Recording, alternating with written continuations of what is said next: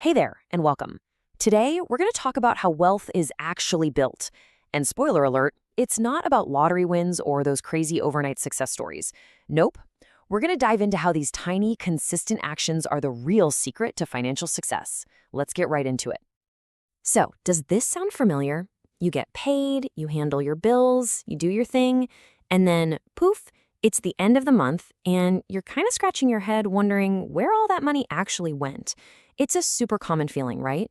But that little mystery is a huge clue that our day-to-day habits might not be on our side. Okay, so right off the bat, let's just bust a few myths.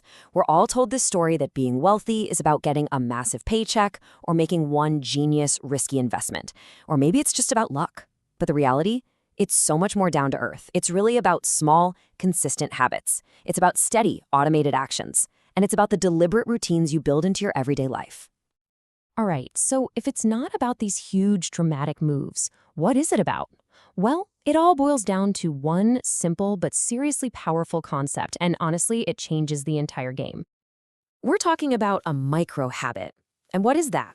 It's just a task that is so tiny, so small, it feels like nothing to actually do it. It's a tiny positive action that, when you do it over and over again, just snowballs into something massive.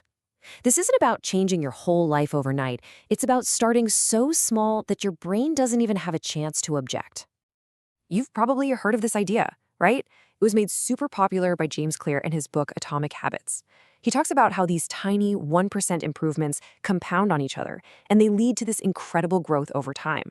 Well, that exact same idea is an absolute powerhouse when you apply it to your finances. So, how do you actually build one of these? It's pretty straightforward. First, you start so ridiculously small, it's basically impossible to say no.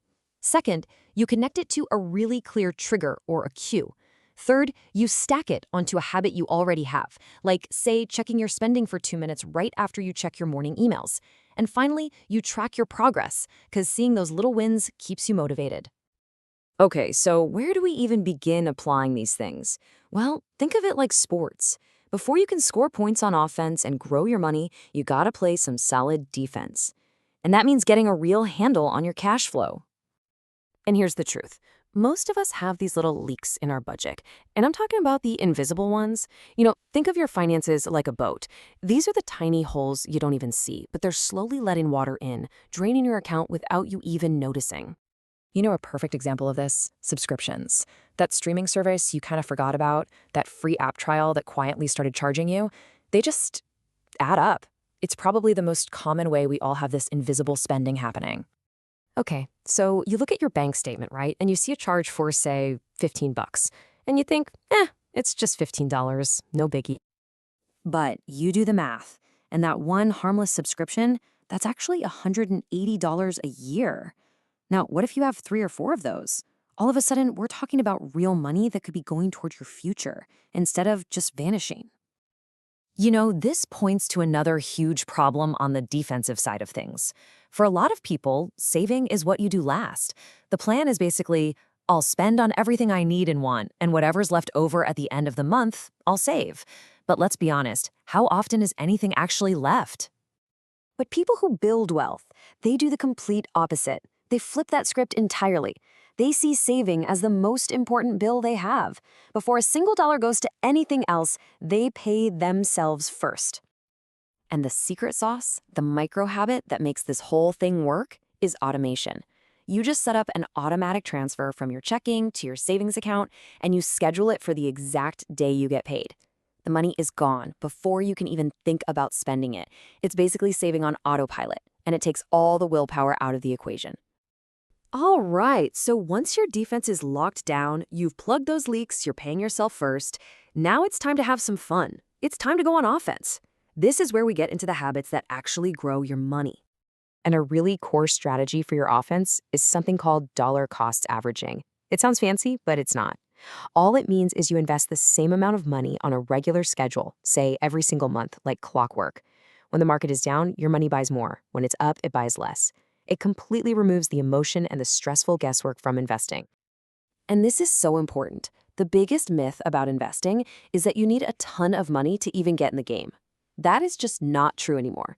Thanks to things like fractional shares, you can literally start investing with a single dollar. The key isn't to start big, it's just to start. Okay, another killer offensive strategy: stop relying on just one source of income. All the sources point to this. Building multiple streams of income is a classic move for the wealthy. It gives you security, and it just massively speeds up your financial growth. And look, this doesn't mean you have to go out and start some massive company. We're talking small things here. Maybe you could do some freelance work with a skill you already have, or get a part-time gig on the weekends. Maybe sell stuff online or do some tutoring. These little streams can turn into a river over time. Okay, we have covered a lot of ground here, right? From playing defense with your money to going on offense with investing. But honestly, the most important part is what you do right after this. And listen, this is the most important takeaway of all. Please, do not try to do everything at once. That's the fastest way to get overwhelmed and do nothing. The real power, the magic of this whole thing, is in picking just one ridiculously small action and starting there. It's all about progress, not perfection. So, what could that actually look like for you today?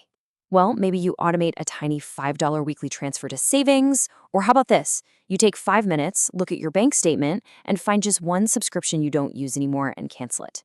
You could even set up one of those apps that rounds up your purchases and invests the spare change. Any of those would be a massive first step. And that really brings us to the final and, I think, the most important question of all. After hearing all this, what is the one small, almost effortless change you can commit to making today? Just one.